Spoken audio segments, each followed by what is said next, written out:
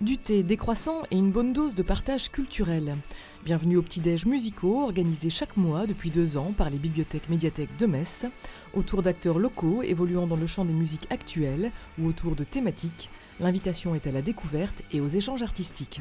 Ce qui est intéressant, c'est qu'on a vu au fil des petits-déj des gens revenir, et même des gens au niveau, je dirais, intergénérationnel, donc on a tous âges, et du coup les gens reviennent, peu importe le sujet finalement, on a l'impression qu'ils sont curieux de tout ce qu'on va pouvoir leur proposer, et ils vont aussi vouloir poser des questions, parler eux-mêmes de leur propre savoir, de ce qu'ils ont à dire sur le sujet, ce que ça leur inspire, de réagir en instantanéité. Il y a vraiment un côté très spontané qui peut se développer et un échange. Découverte de clips, extraits musicaux, extraits de films, lectures. Ici, chacun apporte sa pierre à l'édifice dans la bonne humeur. Organisé en partenariat avec le FRAC Lorraine et l'association messine Let's Dyke, le dernier petit-déj musical en date s'est intéressé à la notion de genre. Ça nous paraît important, et c'est ce qu'on essaie de faire aussi, c'est d'aborder ces questions-là à travers la culture et pas directement à travers des choses très théoriques ou politiques. Parce que ça nous paraît plus abordable et je pense que les gens se sentent plus facilement concernés.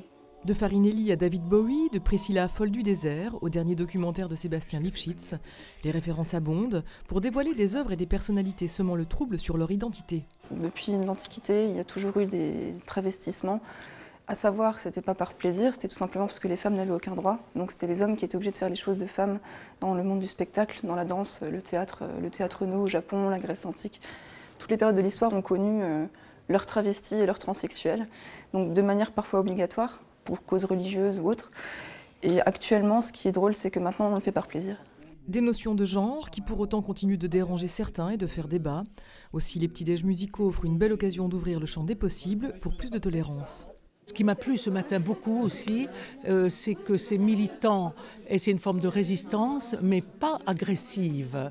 Tu vois, et ça pour moi c'est fondamental. C'est une bonne façon aussi de découvrir d'autres cercles culturels, enfin même musicalement. J'ai découvert des choses aujourd'hui que je connaissais pas, de la bande dessinée, il y a un peu de tout et ça fait du bien de s'ouvrir un petit peu l'esprit, puis d'occuper son samedi matin autrement que devant la télé ou à rien faire.